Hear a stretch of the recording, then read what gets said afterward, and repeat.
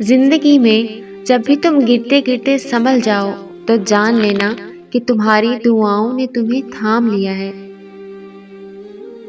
جن دعاؤں کو تم ناممکن سمجھ کر بھلا چکے ہوتے ہو، اللہ انہی دعاؤں کے ذریعے تمہیں تمہارے برے وقت سے بچا لیتا ہے۔ تم سوچتے ہو تمہاری دعائیں رد ہو گئی، مگر تم یہ نہیں جانتے کہ تمہاری دعائیں کن کن طریقوں سے قبول کی گئی ہیں۔ جو پتھر میں رہنے والی چونٹی کو بھی رزق دیتا ہے، تمہیں لگتا ہے وہ تمہیں تمہاری چاہت سے نہیں نواز سکتا۔ جو بے زبان پرندوں کی بھی آواز سن سکتا ہے، تمہیں لگتا ہے وہ تمہارے دل کی کیفیت سے ناواقف ہوگا۔ وہ جس کو نہ نیند آتی ہے اور نہ اونگ، تمہیں لگتا ہے وہ تمہاری اذیت میں گزرے ہوئے کسی بھی لمحے سے بے خبر ہو سکتا ہے۔ وہ تو تمہیں تب بھی سنتا ہے جب تم خود کو بھی نہیں سن پاتے۔ تو پھر یہ کبھی مت سوچنا کہ اللہ نے تمہاری التجائیں رد کر دی ہیں۔ اس نے ہر صدا سن لی ہے، بس اس نے صلے کا ایک وقت مقرر کر رکھا ہے، اور جو دعا منہ سے نکلتے ہی قبولیت کے مراحل میں داخل ہو جاتی ہے، وہ ٹوٹے ہوئے دل کی دعا ہے۔ بس پھر جو مانگ لیا جاتا ہے اس کی ادا میں دیری نہیں کی جاتی، پھر وہ بھلے ہی شاید تمہارے نصیب کا حصہ نہ ہو۔ کیا تم نے سنا نہیں، تمہارا رب سب کچھ کر سکتا ہے۔ اس ٹوٹے ہوئے دل پر غم نہ کرو، کیونکہ جس نے اسے بنایا ہے وہ اس دل کو موڑ بھی سکتا ہے اور پھر سے جوڑ بھی سکتا ہے۔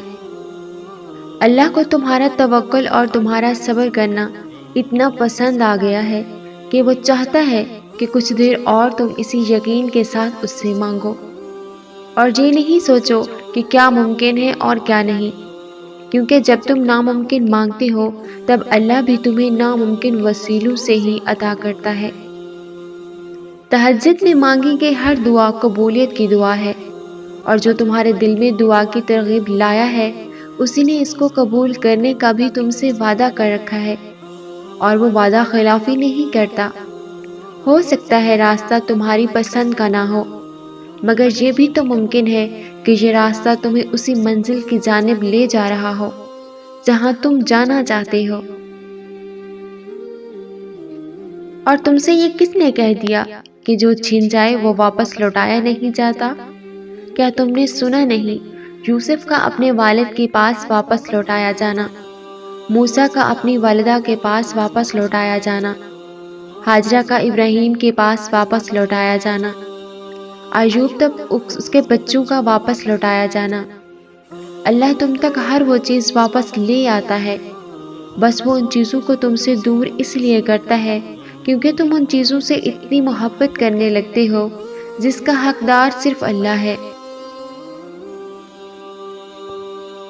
اور جب تم یقین رکھتے ہو تب وہ وہاں سے تمہارے لیے وسیلے بناتا ہے جہاں سے تم سوچ بھی نہیں سکتے۔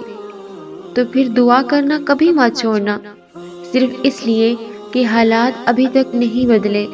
ایسا نہیں ہے کہ حالات اب کبھی نہیں بدلیں گے، تبدیلی کائنات کا اصول ہے، اور اللہ اپنے بندوں کو کبھی بھی مسلسل تکلیف میں نہیں رکھتا۔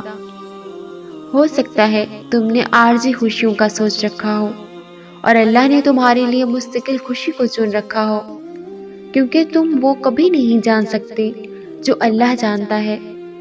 حقیقت کو تسلیم کرنا مشکل ہے، مگر یہی تو توکل ہے۔ کچھ دل کو نہ بھائے اسے بھی اللہ کی رضا کے لیے دل سے لگا لیا جائے، اور وہ تم سے بس تمہارا یقین ہی تو مانگتا ہے۔ بالکل ویسے ہی جب نوح کو شکست اپنے سامنے نظر آ رہی تھی تب انہوں نے اللہ سے مدد کی التجا کی، اور جانتے ہو اللہ نے مدد کیسے بھیجی؟ اللہ نے طوفان بھیج کر نوح کی مدد کی اور انہیں فتح سے ہمکنار کر دیا۔ اسی طرح ہر مشکل یا ہر دکھ تمہاری تباہی بن کر نہیں آتا، اور اگر اللہ تمہارے مقدر کا فیصلہ تمہارے ہاتھ میں بھی تھما دے تب بھی تم اپنے لیے وہ نہیں سوچ سکتے جو اللہ نے تمہارے لیے سوچ رکھا ہے۔ تو پھر صبر کرو، کیونکہ اللہ جب تمہیں کنارے پر لا کھڑا کر دیتا ہے تب وہ یا تو تمہیں تھام لیتا ہے یا اڑنا سکھا دیتا ہے۔ یوں وہ تمہیں تمہاری من پسند چیز کو کھو دینے کے خوف سے گزار کر اپنا آپ یاد کرواتا ہے۔ یہ اسی کے فیصلے ہیں کہ وہ تمہیں کب اور کیا دیتا ہے، تو پھر یہ کیوں ملا وہ کیوں نہیں ملا یہ سوچنا تمہارا کام نہیں ہے۔ تمہارا کام بس دعا کرنا ہے اور یقین رکھنا ہے، کیونکہ تم خود اپنے لیے اچھے یا برے کا انتخاب نہیں کر سکتے۔ تم خود ہی خود کے ساتھ ناانصافی کرتے ہو۔ اللہ تمہارے ساتھ کبھی ناانصافی نہیں کرتا، اور یقین ہو اگر تو اللہ مچھلی کے پیٹ میں بھی امیدیں کن زندہ رکھتا ہے۔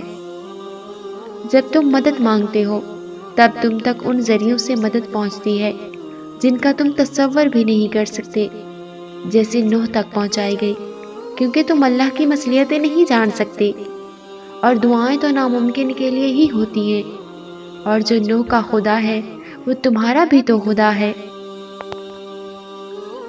اس صبر کے بعد اللہ تمہیں تمہاری چاہت سے نواز دے گا، اور جو تم نے مانگا ہے اس سے بڑھ کر تمہیں عطا کیا جائے گا۔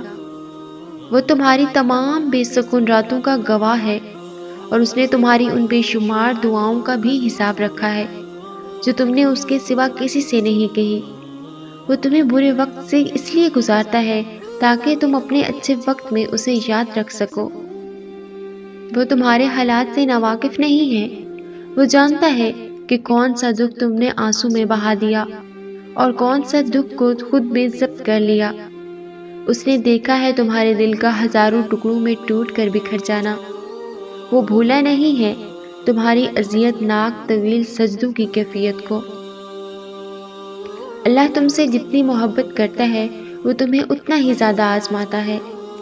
وہ تمہاری من پسند چیز کو تم سے دور کر کے تمہیں خود تک لاتا ہے۔